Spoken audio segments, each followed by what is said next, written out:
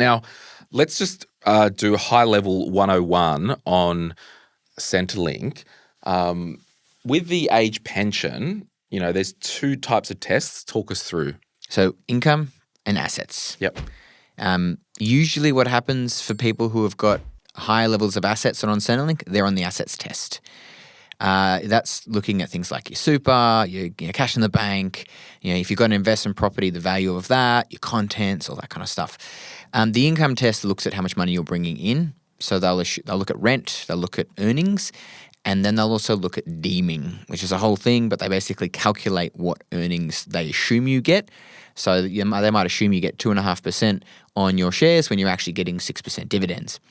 What generally happens if you've got one spouse working, you're probably on the income test. If you've got income from a lot of rental sources or maybe overseas pensions, you're probably on the income test. Otherwise, a lot of people sit on that assets test. Yeah, okay. So Centrelink will assess you. Is it the higher of the two? You get whichever one comes up with the less amount is how much you end up with. Yes. Yeah. Cool. All right. So this is a really good slide, and we will try and explain it for those not looking on YouTube. What are we looking at here? What I tried to do is create a visualization that helps you see as your assets go up. So for those listening in, the first column is just the amount of assets you have, and we're assuming everything is accessible in that. Starts at 300,000 and finishes at 1.35 mil. And then we've got different columns. We've got a homeowner column, a non-homeowner column for singles, and then the same again for couples. And the darker green means you're getting more. I've bolded on the slide when you're getting the full amount. And then you can see as the assets increase, as you move down the column, the amount of pension decreases. Right, and this is annually. Annually. These are annual figures. So it gives you a bit of a reference point. If I've got, $500,000 of super and I'm single and I live in a house, I'm going to, walk away with about just under $16,000 of super. So you don't have to sit there and try and calculate it and divide by 1,000 and times by 3 and all this. You can jump on this slide and have a quick look at it and go, I know roughly where I'm going to land. Because assets do move around as well. We don't necessarily have a fixed number. So if you're a single non-homeowner with 300 grand in your super, up to 550 grand, you're getting the full age pension. In the full age pension. Yep. These numbers do not include any rental assistance you're getting. So I just want to clarify that. So you might get an additional bit towards rent as well. And what are these numbers here? They are the caps. The caps, so okay. When I say the caps, that's the maximum amount you can have. As an asset. Yeah. Yeah, sweet. Yeah. So that's why, as a single homeowner, the maximum in the just to clarify, that's how much you get for a full pension. That's right. Yeah. Yes. So a single homeowner, the cap of assets is $321,500 of assets. That's why here, 300 in super, it's bolded 29,874 because the bold is the full eligibility for the pension. Yeah. So let's now look at a couple who are a homeowner with 450 in super between them. They're getting the full pension of $45,000. Yeah, correct. So again, if you are driving along in your car, please check out the YouTube link in the podcast and you can see this page. We've left it up a long time. You can grab it or whatever, pause it, save it for later. Print it off, stick it on your fridge. But it's a really good slide that did you do this yourself? Yes. Wow. You are not only a good guy, you're a talented designer. I sat there and clicked each color one down. No, I didn't. I did a conditional formatting thing. So 700,000 assets in super. If you're a single homeowner, you will get $351 a year age pension. Correct. So 50 cents a week or whatever that is. But it doesn't just trigger the age pension, it triggers the other benefits that come with the pension concession card as well. So, which is depending on what you spend, there's some calculations that are in $5,000 to $10,000 a year of benefit. And there's state-based things as well that it triggers. And that's why when I used to do financial advice a million years ago, we don't want to,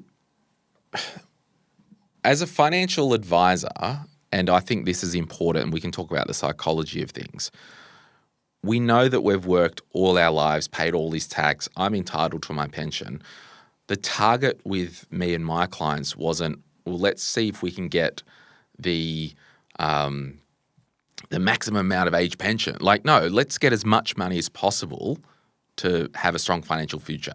But if we can set our assets up in a way where we're eligible for $100 a year age pension, we will get that all day long because of the other soft benefits that come with it. It's the same as tax. Of course, we want to pay less tax, but we're not going to chase less tax in the face of other things being worse off. And I think that's important to remember with pension. Yeah. You might get the pension, but you may end up in a worse position. You could pay no tax by just not having a job.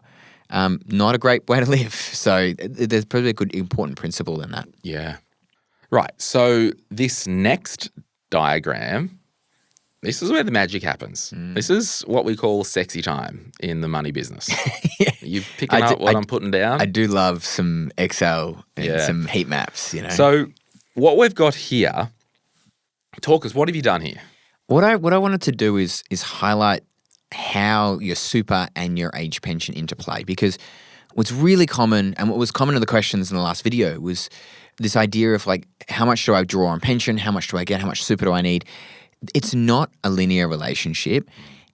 And when we look at this and we'll explain how this works, it's almost not fair in some ways. It's kind of strange in that way. So what I've done is in the first column, we've got the amount of assessable assets you have, same as before.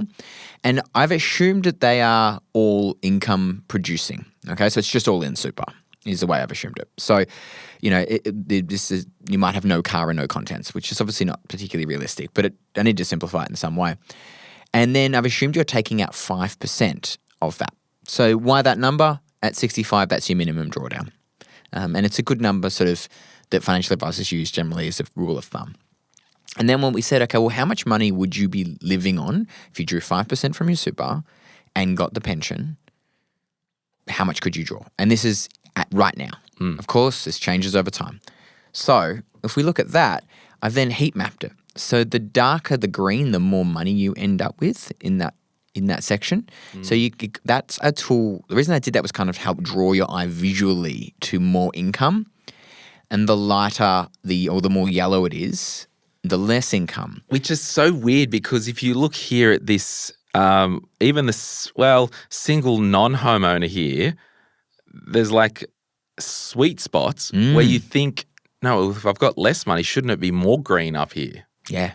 It's wild. It's weird. So the first one, and even here, the homeowner $700,000 line is it's like a slap in the face. Yeah. So let's talk about that. So if you had $700,000 in your super, and you drew $35,000 a year, which is 5%, and we haven't taken into account that each band of minimum drawings, it increases over time. Yeah. So chill out. We'll just assume 67 for this. And your balance will change. And this is like a fixed point in time. Like right now. And this is why, before we kind of get to that, I didn't love when I was practicing, like financial modeling, we need it. But for me personally, anything more than 5 years, who cares? Let's just have a look what the next 5 years looks like in terms of maybe optimizing tax, in terms of pension, in terms of, okay, in 3 years we are going to fully retire and travel around the world. Yes, it's good to know what the next 20 years looks like, absolutely, but you can't really hang your hat on it. The rationale I have... please disagree with me. No, I agree. Anything. I actually agree. So my number one thing I say when any modelling is the only thing we know is this will be wrong. Yes. Because life happens. Things change. Yeah. No one anticipated, 6-7% inflation. We assumed a flat 2.5 for the rest of your life. We know it's not going to be right. What it is, though, is it is a map for us to move in the right direction. Yes. It gives context and it can give a lot of peace of mind. But I think that first 3 to 5 years, it really shows the strategy. 100%. So it's like, okay, if you did nothing, this is what it looks like. If you, pay an advisor and we make this strategic move, you can literally see over the next 3 to 5 years, you are financially better off. It might be a controversial take, I don't know, but if you're paying an advisor and you're not seeing the value of that in 3 to 5, if it's like, but in 30 you'll be here, I think that's far too disconnected from what the advice you were given. Yeah, I really think, but I do think it's important. I just think I agree. We know it's going to be wrong. Yeah. But what does it teach us? Okay, so sidebar finished, side quest finished. So if we look $700,000 in super, drawing 35 or 5%, as a single homeowner, you're getting 35,351 in total. In total. So this is not age pension. So what you could do if you screenshot this, you could literally go 35,000, whatever number you're at, or 35,351 minus 35,000. So this line here, you're getting $351 of age pension. Yeah.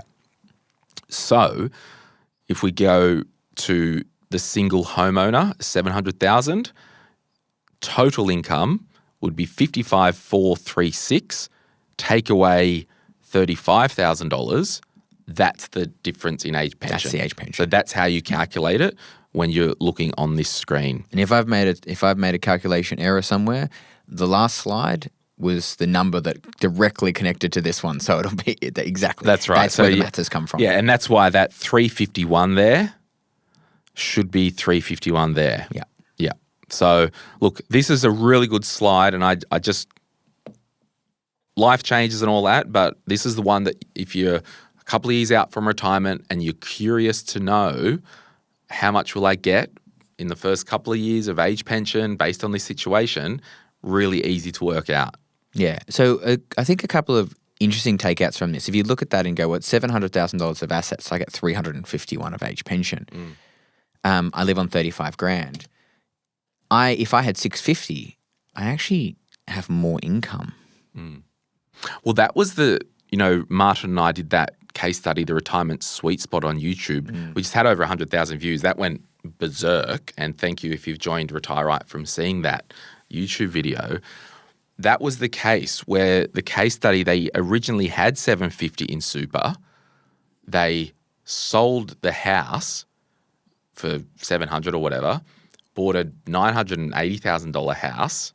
So put money out of super into the house. It suited the lifestyle, ended up with more pension. This is one of those things where I think when you work so hard, you're worried you're going to run out of money. You hit retirement and we don't want to spend anything. Or we want to make sure it's there for the kids. But you're still using the same pots and pans that you got from your wedding day. Go and buy the new pots and pans. Invest in the house to make it. You're going to spend all that time there. Invest in the property, which is not accessible. It's psychology. Hey, it's Glenn here. Thank you so much for watching today's video. You made it to the end. Can I ask a favor? Can you hit that like button and maybe hit subscribe if you want to get notified when we release further videos just like this one, whether you watch the Money, Money, Money podcast or Retire Right. And remember, if you want to learn more about investing, I've got an investing book, The Quick Start Guide to Investing, and there's a link in the description to get your hands on a copy. Thank you so much. Bye.